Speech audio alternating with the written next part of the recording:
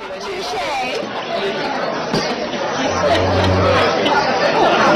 be recorded. I hope you're ready for it, alright? Well, I don't know. I hope you'll be kind, Jill. I've had a scriptwriter working on this. Oh, I bet it's going to be something. It's going down in the archives.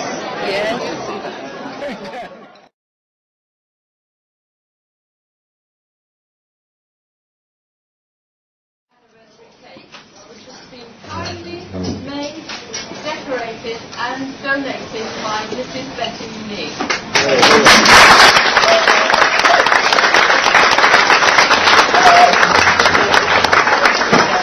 It's over there, keep in the corner. Anyone with a camera will take a picture of all the prize. Where's the table forward?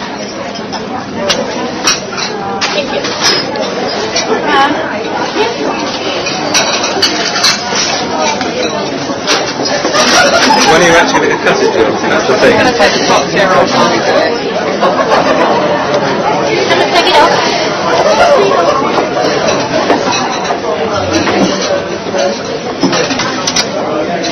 Right now. Yes, yeah, if I were you, I'd cut it towards the middle. Yes. It was me.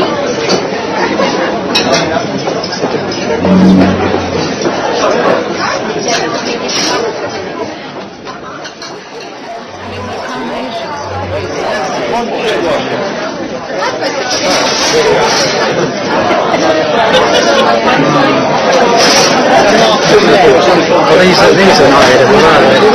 Oh, no, the pearls here are the... No, they're not. They come on a strand. That was nicely edible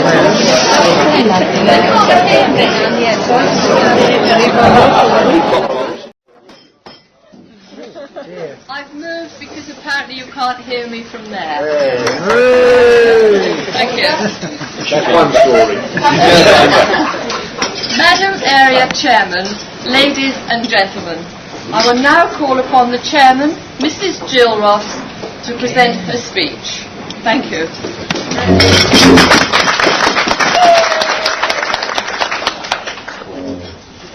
Honoured guests, ladies and gentlemen, and Ivan.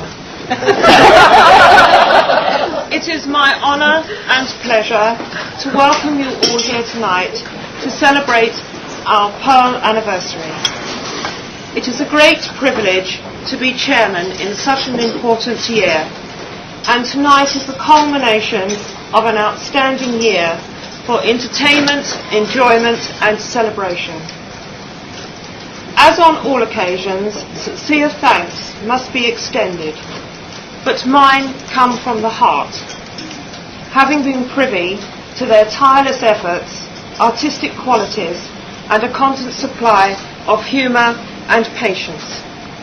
To my dear friend Rita, who has guided the club and controlled their fortunes despite constant pain and discomfort, I thank you. To my exceptionally talented secretary Betty, who has made our beautiful Pearl anniversary cake. To our vice chairman Barbara, our fabulous teacher, artistic director and friend to everyone, who designed and arranged the flowers tonight. And yes, Barbara, I think they're delightful. Here, here.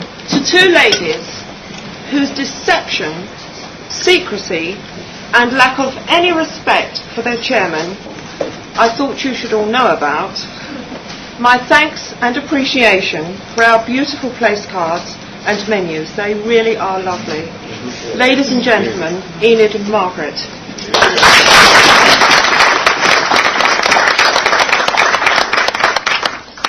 To the anonymous author of that letter, I thought you might like to know I have been called many things in my time, but never an FA. To the uninitiated, an FA is a flower arranger, and an FAH is a flower arranger's husband. That might clear up any misunderstandings. And lastly, my personal thanks to our wonderful MC Anne, who so willingly offered to direct our evening. This lady has the talent of turning any committee meeting into total disarray with her marvellous sense of humour. And I think the world needs more people like her. And to my lovely Chris, Anne, Valerie, we all thank you so much. As you may know, the club has been raising money all year for the Kent Air Ambulance Appeal. Tonight, to complete our year, we're having a tombola. All money is going to the appeal. If you so wish, the tombola will be open during the evening. I would like to leave you with a few words of thoughts about the past 30 years, right up until the present time. It appealed to my sense of humour. I hope it appeals to yours. 30 years ago it was, in 1961. We dressed in flowing dresses and had a lot of fun. They referred to us as hippies. Flowers were our theme, but it didn't last forever. It soon ran out of steam. We had to have amusement, and being too young for the pub, there was nothing left to do but form Hartley Flower Club. There was hippie Betty Porter and hippie Mrs. Green, and they say that Barbara Groom's Minnie was the shortest ever seen. They've modified their dress a bit and joined us here today, and on behalf of all of us, I would just like to say thank you to those ladies who thought up HFC, because it gives a lot of pleasure to the likes of you and me. Mind you, not everyone enjoys it. My Ivan said today, did you marry Hartley Flower Club, or does it just seem that way? He gets uptight about it. The other night he said, I swear there's half a ton of oases in this bed. He thought he was a garage man, earning our bread and wine. So long as that is what he thinks, that'll do me just fine. But he's a flower ranger's husband. That's how it has to be. He lives with Hartley Flower Club. He thinks he lives with me. He cleans the car of dead bits, shares his garage with the props, and answers all the queries from a phone that never stops. I let him do the garden, and I think he really knows that no matter what he'd like to do, I decide what grows. He has his... Bob once wrote me a letter, one of Ivan's sympathisers. They tried to form a breakaway group. They really should have known better. For the ladies of Hartley Flower Club have everything under their thumb.